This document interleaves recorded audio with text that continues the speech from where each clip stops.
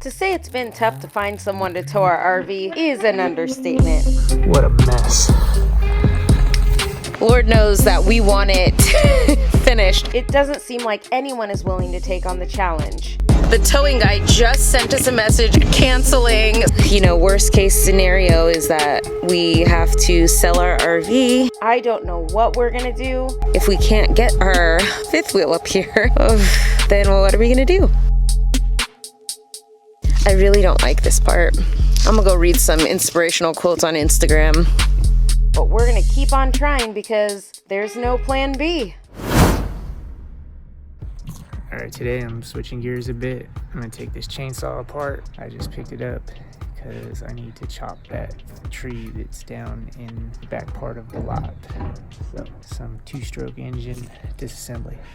Got the chainsaw running, but the carburetor was spewing gas out of the top. So I took it all apart and cleaned it all out. But unfortunately, one of the gaskets got torn up taking it apart. So I'm waiting on the rebuild kit.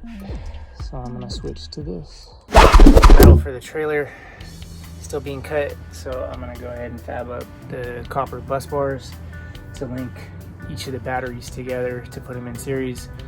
I'm using the micrometer here. I'm gonna measure it center to center, cut the bus bars to length, and drill them out.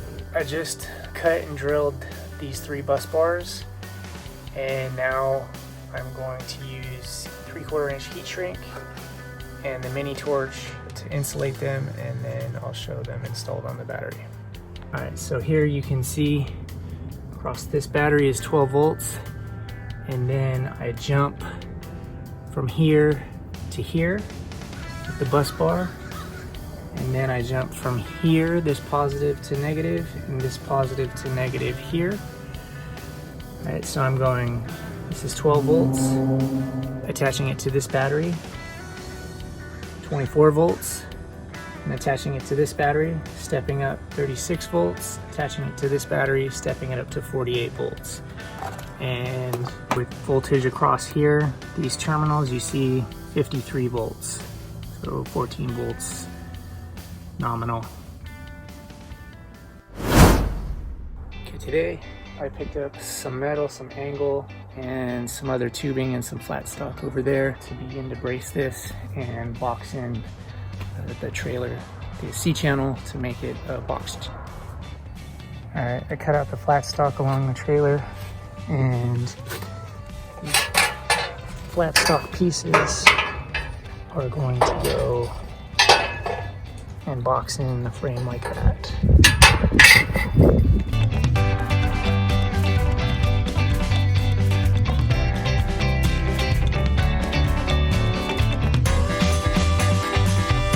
Okay, so today I put in the box tubing here and stiffened up the front down here with that, and you can see some of the box tubing on the frame, which has stiffened it up quite a bit.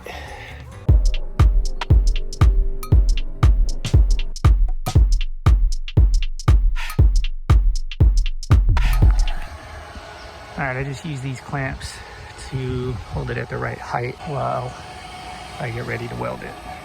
I just did the mid beams here to support the uprights, and I'll tie in the back of the trailer back here. I did have to jack up this side, the yellow jack right there, because it was like an inch low. So I don't know if it's a leaf spring or if the frame was like that, but I'll have to jack it up when I weld the entire trailer together so that it's not sagging when I make it rigid.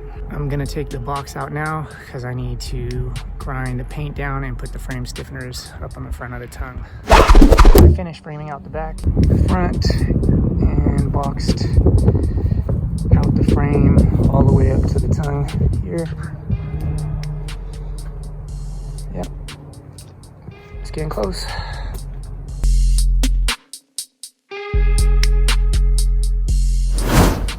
So I've been welding with 220 on the generator because when I weld with 110 here, the circuit breaker trips. So I've been doing small welds with the generator, just turning it on, but I have to do a ton of welding today on the trailer So yesterday I went and picked up this 10-3 cable. So it's a 10 gauge cable with 3 wires, and it literally comes around here. And I'm gonna walk it in to the laundry room, and I'm gonna use that 220 plug right there. So I fabbed it up yesterday. I bought a 60-foot cable, and then I bought the 30 amp. This is an old school appliance, 50-year-old appliance, 30 amp, and then the welder is a 50 amp. So it's kind of mismatched on both ends, but it'll work. Today you can see I've tack welded each of these pieces in place for basically all of the surrounding structure. And then also just tack welded these box tubes. Full weld looks like that, obviously. So I'm gonna make full welds along the whole trailer, essentially, for the box tube framing and these parts right here. And that should take several hours. So the first thing I have to do is I need to jack up this corner, because for some reason this side sits like an inch lower. So when I start welding all these in and welding these stiffeners in, I want it to be around the same height on the back, so that when the whole frame stiffens up, that this corner was up. I'm not sure if it's this leaf spring or if this side is bent down, but I'm basically gonna jack this corner up and then weld everything in to stiffen it. You can see that this side of the frame, the top measures to 20 inches. And when I move over here, the top measures to about 19.25. So I need to jack this side up.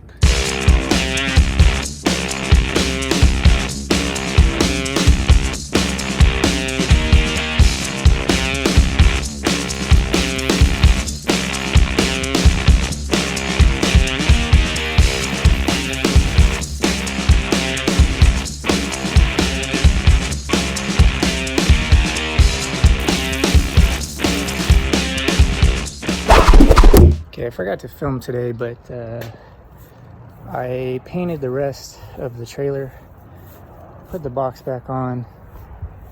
I still need to cut out those center braces that are not painted. And yeah. Oh, I took the horizontals up top down, and I'm now fabbing it over here. The cross members that are going to mount to those solar panels. So that's what I'm doing. So the way I do this is I mapped out where the holes are from center, because this is where the weld is going to go. And then the holes on the solar panels are at these distances here. So that's where the holes need to be drilled. And when you look at this, like this, that's essentially the center line, and I need to drill holes out here and out there. So this will hold 2 panels. The brace is thick enough that I can drill 2 holes, and both panels will sit on that. So this is a little bit thinner because only 1 panel will be at the edge. 2 panels, 2 panels, 2 panels, and so forth to the end. And then this is the part that actually rotates up on the trailer. Okay, so to take these measurements and get them on here, I marked them, but now I'm going to use this here to set it at 1 inch, and then I'm going to scribe with this right here, and that will get my inset, and those marks right there will reflect how far from center they need to be. Okay, so hopefully it's a little clearer. The holes are drilled on the end piece, and then this center bracket has 2 holes because it manages both with one bracket. And those brackets then get welded onto the cross beam here. Right, so they'll be going like this, and like this, and like this, and that's essentially how the solar panel is gonna be strapped to the trailer. So to speed up the process, I'm gang drilling these. I took the template of the 2-inch piece and I clamped all 4 together, and I'm running them in the press to speed it up.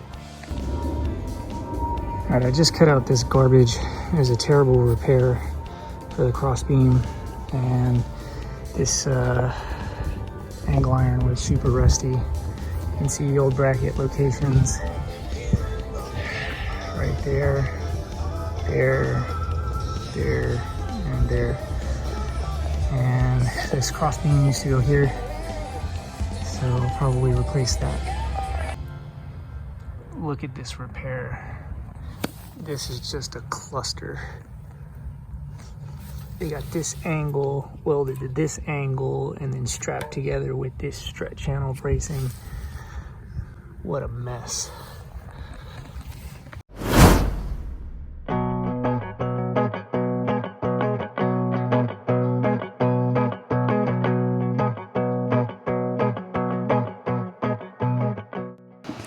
We're headed to the land again right now to meet our RV towing guy. We're trying to get another assessment. It's been some time that we've been trying to get this up to the land again. So hopefully today's a better day. We're gonna figure out what equipment that we need to get it up there, and hopefully we can get it done this week, because Lord knows that we want it finished. So here's to hoping for good things, and again, another good day. Our neighbor's gonna come up with us so we can check out the land too, so here we go.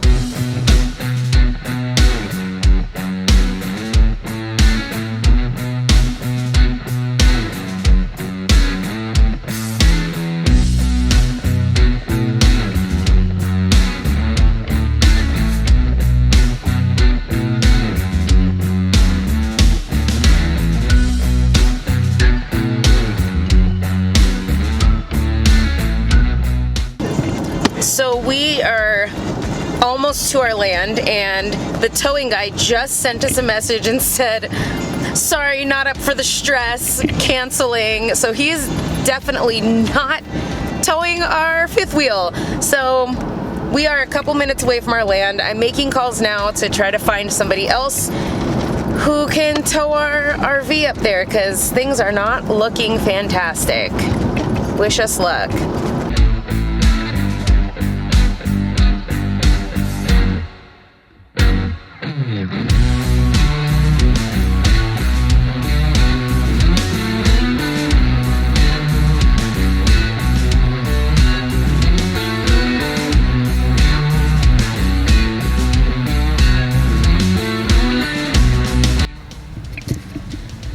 Oh, so we made it to the land, but this is all pretty frustrating. I just texted the new driver a video of the turn we're concerned about. So just waiting on him to write back and trying not to get dejected, but I feel a little dejected. You know, worst case scenario is that we have to sell our RV and buy a smaller one so that we can get it up here, because if we can't get our fifth wheel up here, then what are we gonna do? I don't know, but until we hear back, we're gonna show Manuel around the land. Kirk's giving him a little tour, and just be grateful that we still have land, I guess. Oh, I'll be happy in a second. I need a mope for a minute.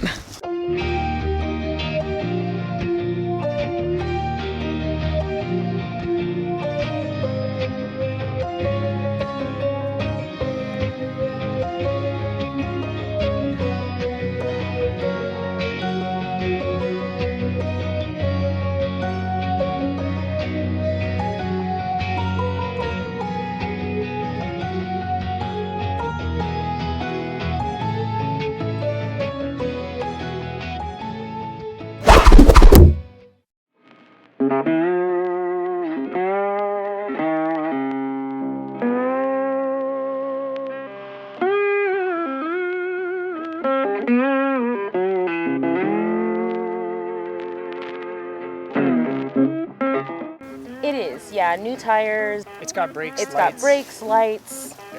The problem is not the trailer.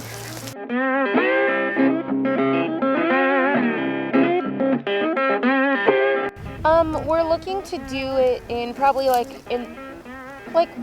before next Sunday, or like maybe on next Sunday, but yeah, this coming up Sunday.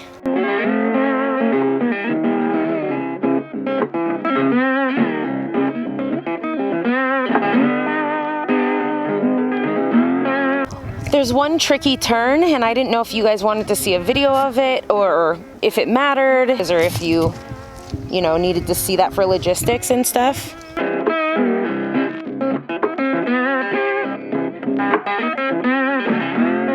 He's gonna send the information, and then we can send the video so that the driver can see. Oh, this is dispatch here? This is the logistics. Okay. That's what we're looking to do. Make sure that it's expectations are properly set. No, but I think it's just, it may take more than one vehicle, given what I see. You know, if you do tiny homes all the time and maybe you come out and you're like, no, this is nothing. I don't know. So. Okay, so I'll just respond to the email with some video and photos. So that was a national tiny home towing company. They're based in New York, but they do nationwide. So I figure they've seen more than our local guys. That was their logistics. So they do tiny home transportation professionally. So.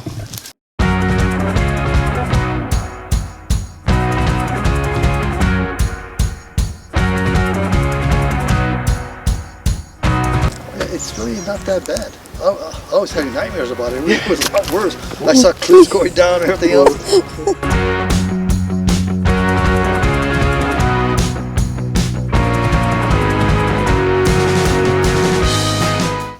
At this point today, we've gotten canceled on.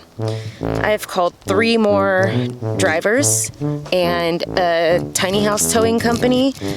I've received 1 quote, sent 3 videos of the road up here, and waiting in anticipation of someone who's like, of course we can do that. That is so easy. Do it all the time. I really don't like this part. But I'm also trying to remember that there's always going to be parts like this in every portion of this journey. So I need to get used to this and not getting anxious every time, because I cannot live this way. I just can't. So, you know, positive thoughts.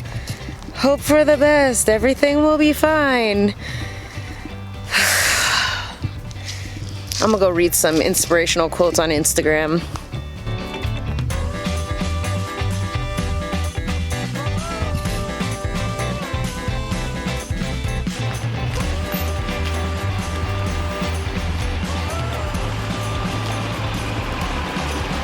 Oh, there's my ride.